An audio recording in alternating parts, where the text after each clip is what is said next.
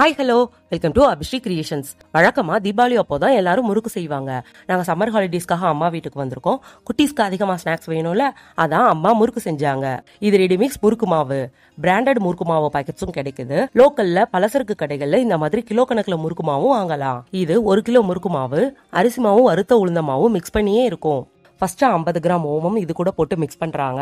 சின்ன சின்ன முறுக்கு தானே செய்யறோம், அதனால ஓமம் நல்லா பொடிச்சு போடுறாங்க. அடுத்ததா இதுல 1 டீஸ்பூன் பெருங்காயத்தூள் சேர்த்து மிக்ஸ் பண்றாங்க. மாவு நல்லா நைஸா தான் இருக்கு, அதனால நம்ம சலிக்க தேவையில்லை. நேரடியாவே முறுக்குக்கு தேவையான இன்கிரீடியன்ஸ் எல்லாம் இதுல சேர்த்துடலாம்.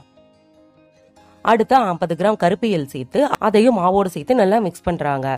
எல்லா பொருளையும் தனித்தனியா மாவோடு சேர்த்து மிக்ஸ் பண்றாங்க. அப்போதான் இன்கிரீடியன்ஸ் எல்லாம் மிக்ஸ் ஆகி முறுக்கோட டெக்ஸ்டர் நல்லா இருக்கும்.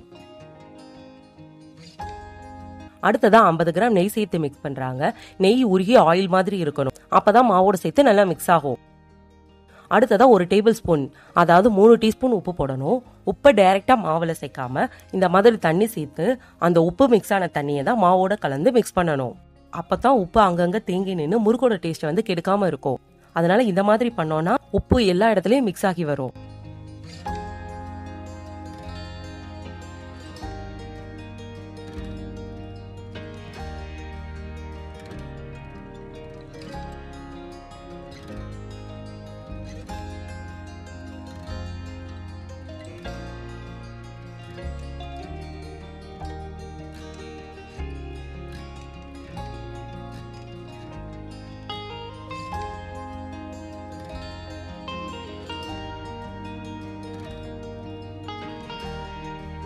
ஃபைனலா தேவையான அளவு தண்ணி சேர்த்து மாவை இடியாப்ப மாவு பிசைற பதத்துல பிசைஞ்சுக்கணும்.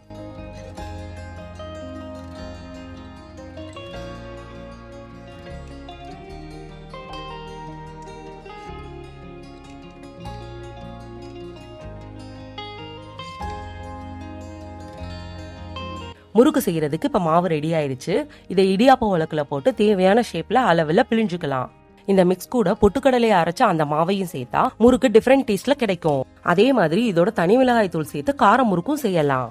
தண்ணிக்கு பதிலா தேங்காய் பால் சேர்த்து தேங்காய் பால் முறுக்கும் செய்யலாம். இப்ப நான் யூஸ் பண்றது 3 கண் உள்ள அச்சு. இடியாப்பத்துக்கு யூஸ் பண்ற மாதிரி நிறைய கண் உள்ள அச்சு வச்சும் முறுக்கு செய்யலாம். ஸ்டார் மாதிரி இருக்குல்ல, அந்த கண் உள்ள அச்சு வச்சும் நம்ம முள் முறுக்கு செய்யலாம். குட்டி சாப்பிடணும்ல, முள் முறுக்கு செஞ்சா அவங்க சாப்பிடும்போது குத்தும்ல, அதனால இந்த தடவை நாங்க முள் முறுக்கு வேணாம்னு சொல்லிட்டு அவாய்ட் பண்ணிட்டோம்.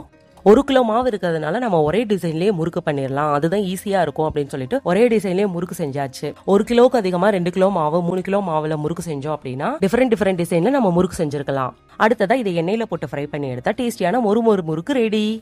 நான் இடியாப்ப உலக்குல முறுக்கு பிழிஞ்சு தந்தா அம்மா முறுக்க ஃப்ரை பண்ணி எடுப்பாங்க. ஒருத்தர் ஹெல்ப் பண்ணா வேலை சீக்கிரமா முடியும்ல.